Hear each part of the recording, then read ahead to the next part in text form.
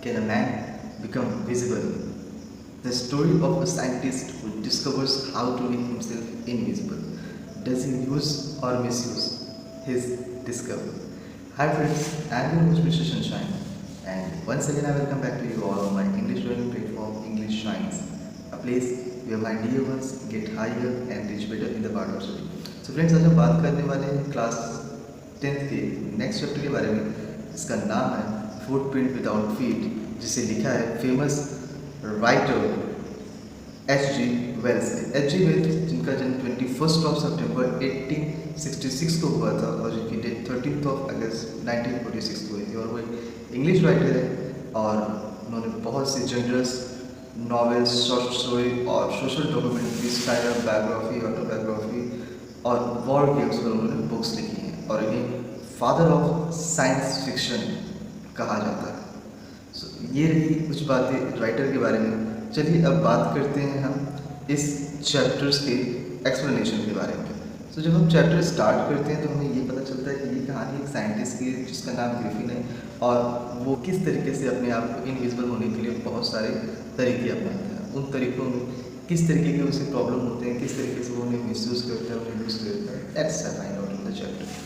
सो कहानी स्टार्ट होती है विंटर्स। वो क्या कह रहे हैं वहाँ पे, दो लड़कों को अचानक नंगे पैर के कुछ गंदे निशान दिखाई देते हैं। Means word it is a muddy bear foot. Way surprise, वो बहुत ज़्यादा सरप्राइज होते हैं कि लंदन के बीच में एक घर की सीढ़ियों पर एक नंगे पैर का आदमी क्या कर रहा है, मीन्स बेयर फुट पर्सन क्या कर रहा है। वो ये भी सोचने लगते हैं कि वो आदमी कहाँ जा रहा है, क्योंकि वो दिखाई तो नहीं दे रहा है। तो अचानक उन्होंने एक और निशान देखा, वो आदमी अभी भी नहीं दिखाई दे रहा था। तो उन्होंने क्या किया, उसके जो फुटप्रिंट्स थे उसके ऊपर चलना स्टार्ट किया और जब तक वो उसका पीछा करते हैं तब तक वो क्या होता है, कुछ टाइम बाद पैरों के जो निशान है, जब जहाँ तक वो पीछा कर सकते हैं वहाँ तक करते हैं, बट एट द लास्ट जो फुटप्रिंट्स है वो क्या होते हैं, वो कहीं ना कहीं गायब हो जाते हैं। सो उन्हें एट द लास्ट रियलाइज होता है कि वो एक साइंटिस्ट को फॉलो ही कर रहे थे और जिन्होंने एक ऐसे मानव शरीर की खोज की थी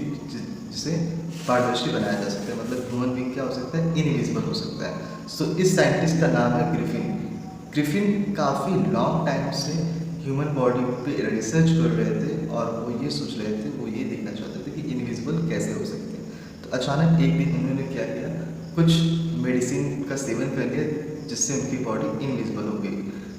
उन्होंने इसे रियलाइज, उन्होंने इसे फील तो किया, और जो ग्रिफिन थे वो एक बहुत ही लॉलेस पर्सन थे, क्योंकि एक बार उन्होंने अपने जो ऑनर है उसके घर को जला दिया था और उसे घर से बाहर भी फेंकने की कोशिश की थी। और फिर जैसा कि बताया जाता है वो अदृश्य होना चाहता था, उसे अपने कपड़े निकालने पड़े और बिना कपड़ों के और बिना पैसों के उसे बाहर घूमना पड़ा।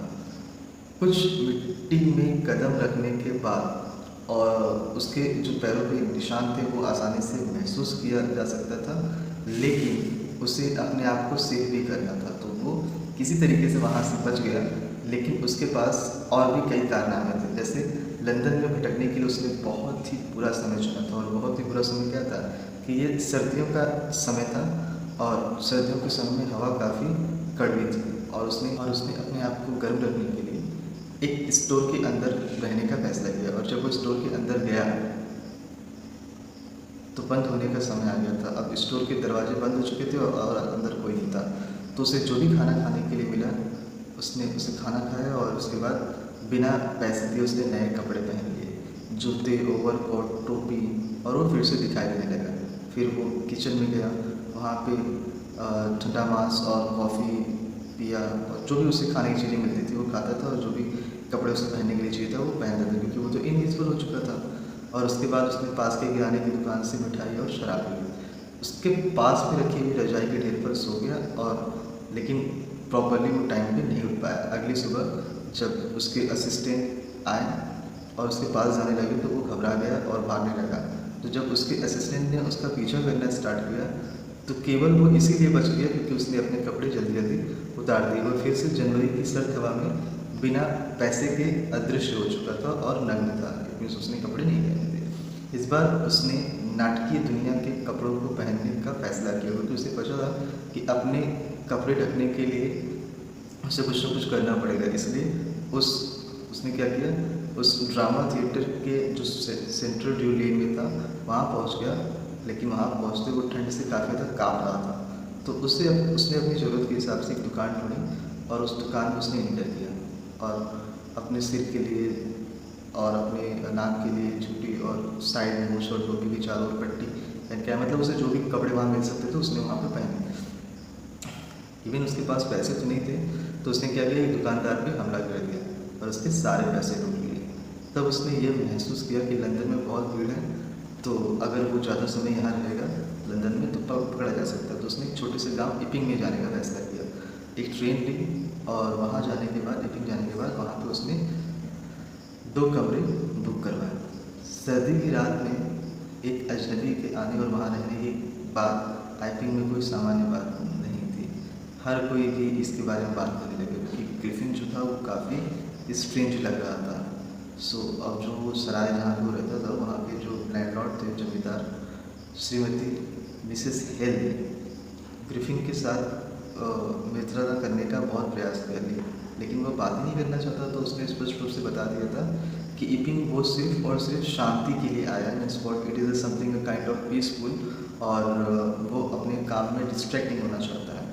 और उसका जो फेस है वो किसी एक्सीडेंट की वजह से उसका फेस थोड़ा बेकार हो चुका है और इसलिए उसे कवर करना पड़ा है। अब जो ऑनर की वाइफ थी मिसेस हॉल, उसने एक्सेप्ट कर लिया कि उनका जो मेहमान है वो एक स्ट्रेंज साइंटिस्ट है और अपने स्वभाव और अपनी आदतों को बहाने के लिए वो तैयार था, क्योंकि उसने बहुत ही पहले ही थोड़ा सा वेट कर दिया था। फिर वो समय आया जब उनका पैसा ग्रिफिन का पैसा अब खत्म हो चुका था और अब उसके पास कोई भुगतान करने के लिए कोई भी नकद अमाउंट नहीं था। तो उसे ये दिखावा करना पड़ा कि एक चेक आने वाला है जो किसी भी समय आ सकता है, तो उस चेक के आने के बाद वो उनका पैसा लौटा देगा। अब सीन यहाँ पे कुछ अलग हो जाता है कि जो क्लर्जी मैन था उसको और उसकी वाइफ को कुछ शोर सुनाई देता है जब वो ऊपर की तरफ जा रहे हो। तो जब ऊपर की तरफ वो जा रहे होते हैं और उन्हें कोई शोर सुनाई देता है तो वह फिर से नीचे की तरफ आते हैं। तो वो जब नीचे की तरफ आते हैं तो वहाँ क्या देखते हैं, पादरी टैक्स से कोई पैसे चुरा रहा है। तो उन्होंने उसके बाद अपने हाथ में एक मेटल रॉड ले ली और मेटल रॉड लेने के बाद जैसे ही उन्होंने दरवाज़ा ओपन किया उन्होंने कहा सरेंडर, क्योंकि उन्हें तो ऐसा लगा कि ऐसा कहने के बाद शायद वो चोर को पकड़ ले।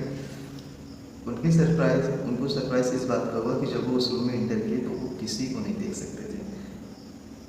लेकिन उन्होंने घर के चारों तरफ देखा, डेस्क से नीचे, पर्दे के पीछे, चिमनी के ऊपर, लेकिन वो पर्सन कहीं नहीं दिख रहा था। फिर भी उन्होंने डेस्क खोल दिया तो वहाँ उन्हें ये रियलाइज़ हुआ कि हाउसकीपिंग का जो भी पैसा था वो अब जा चुका था।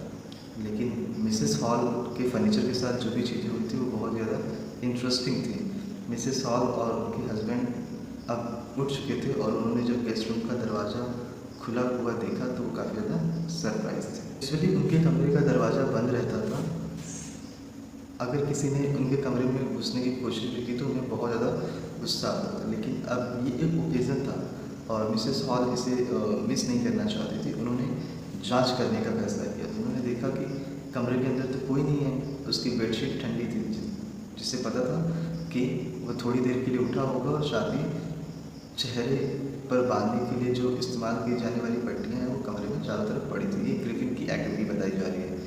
तभी सडनली मिसेस हॉल उसके कान के पास एक चीज़ सूंघती हैं और ग्रिफिन की टोपी सुनाई देती है जो बेड हॉल पर लेटी हुई थी। जब मिसेस हॉल उसकी तरफ बढ़ती हैं तो ग्रिफिन उनके चेहरे पे जोरदार हमला करता है। फिर क्या करते हैं, उस कुर्सी में खुद को धराशायी कर लेते हैं। मीन्स वॉट, ये क्या होता है, वहाँ पे वो कुर्सी पे टेस्ट हो जाते हैं। अब जो मिसेस हॉल है उनके पैरों पर मार दिया है। जब वो डर जाती हैं, मिसेस हॉल और उनके हस्बैंड कमरे से बाहर चले जाते हैं तो कुर्सी दरवाज़ा बंद कर देती है और अचानक दरवाज़ा और मिसेस हॉल और उनके हस्बैंड दोनों मिलकर कमरे को लॉक कर देते हैं और ताला लगा देते हैं। अब इस सिचुएशन के बाद वो काफ़ी ज़्यादा डर जाते हैं और उन्हें ये बिलीव होता है कि सराय, वहाँ पे जो टिन्स के बहुत सारे कमरे हैं, वहाँ पे बहुत सारे स्पिरिट्स हैं और ये सारा काम किसी स्ट्रेंजर ने किया है। क्योंकि उन्होंने कहा कि उनकी माँ जब कुर्सी पर बैठती थी तो वो उसके पैरों से टकराती थी तो सोचती थी कि वो उसके खिलाफ ऐसा कैसे उठा सकते हैं। सो मिसेस सॉल के जो नेबर्स हैं उन्होंने ये सोचा कि शायद किसी टाइप का जादू टोना है जिसके कारण ऐसा हुआ होगा। लेकिन जब क्लर्जीमैन के घर में चोरी हुई और ये न्यूज़ सभी जगह फैलने लगी तो सभी को उस अजीब साइंटिस्ट पे, उस स्ट्रेंज जो साइंटिस्ट पे काफ़ी ज़्यादा शक होने लगा, डाउट होने लगा। और डाउट उस वक्त और ज़्यादा बढ़ गया जब उसने सराय में अपने भुगतान के लिए तैयार नकदी का उत्पादन किया। भले ही उसने कुछ समय पहले बताया था कि उसके पास पैसा नहीं है और वो चेक आने का इंतजार कर रहा था, लेकिन अब सिचुएशन काफ़ी अलग थी। गांव के ही एक कांस्टेबल को बुलाया गया। मिसेस सॉल उसका इंतजार नहीं करना चाहती थी। वो सीधे ग्रिफिन के पास गया और उसने वहाँ पर जब चीज़ों को देखा तो सरप्राइज हो गया क्योंकि रूम पूरी तरीके से खाली था। तो उसने पूछा कि वह अपनी कुर्सी और फर्नीचर के ऊपर क्या कर रहा है। उसने ये भी पूछा कि खाली बेडरूम के बाहर कोई कैसे आ सकता है, क्या उसने बंद नहीं किया था। सो जो साइंटिस्ट था उसको काफ़ी ज़्यादा गुस्सा हो जाता है और चिल्लाने लगता है कि उन्हें समझ में नहीं आ रहा है कि वह कौन था क्या था, और उन्होंने सच्चाई दिखाने का फैसला किया। सो वो क्या करते हैं ग्रिफिन कि अपनी बैंडेज, मूछ, चश्मा, नाक सबको हटा देते हैं और इस तरीके की चीज़ें करने में उन्हें सिर्फ और सिर्फ 1 मिनट का समय लगता है। और 1 मिनट के भीतर ही भीतर वहाँ के जितने सारे लोग हैं वो एक ऐसे पर्सन को देखते हैं जिसके पास सिर नहीं है। मिस्टर जाफर जो कि गांव के कांस्टेबल थे, उन्हें सरप्राइज हुआ कि अब उन्हें एक ऐसे पर्सन को गिरफ्तार करना है जिसका सिर नहीं है। लेकिन जाफर अपनी ड्यूटी कंप्लीट करना चाहते थे। वह जानते थे कि मजिस्ट्रेट यही चाहता है कि वह उस ऐसे पर्सन को गिरफ्तार करे और उनके लिए ये बिल्कुल भी फर्क नहीं पड़ता कि उसके पास सिर है या नहीं। जैसा कि ग्रिफिन अपने कपड़ों से पहचाना जा सकता था तो ग्रिफिन ने अपने सारे कपड़े फेंक दिए और वह अब एकदम इनविजिबल हो गया।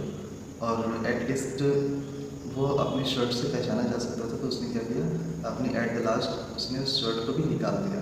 अब ग्रिफिन देखा नहीं जा सकता था और जाफर एक ऐसे पर्सन को अरेस्ट करने के लिए संघर्ष कर रहे थे जो पूरी तरीके से अदृश्य हो गया था। जाफर्स की मदद करने की कोशिश करने वाले लोग भी अब बहुत ज़्यादा संघर्ष कर रहे थे। क्यों संघर्ष कर रहे थे? क्योंकि ग्रिफिन कहीं से भी वार कर दे रहा था, वो कहीं से भी मार दे रहा था। जैसे ही जाफर ने उस इनविजिबलनेस और ग्रिफिन को पकड़ने की आखिरी कोशिश की तो इनविजिबलनेस और ग्रिफिन ने उसे बेहोश कर दिया और हर बार कोई ना कोई बार बार उसे पकड़ो पकड़ो चिल्ला रहा था। लेकिन ग्रिफिन हर बार अपने आप को उसे फ्री कर देता था। कोई ये भी नहीं समझ पा रहा था कि उसे किस तरीके से पकड़ा जाए। सो फ्रेंड्स, ये रही overall summary line by line chapter food without feed of class 10 जिसे लिखा है H.G. Wells। सो जाते जाते as a humble request, as I always said that if you are new on my channel then please subscribe and do a like button. If there will be any update on my channel then you will get it very easily.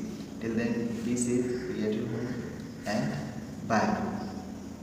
Jai Hind.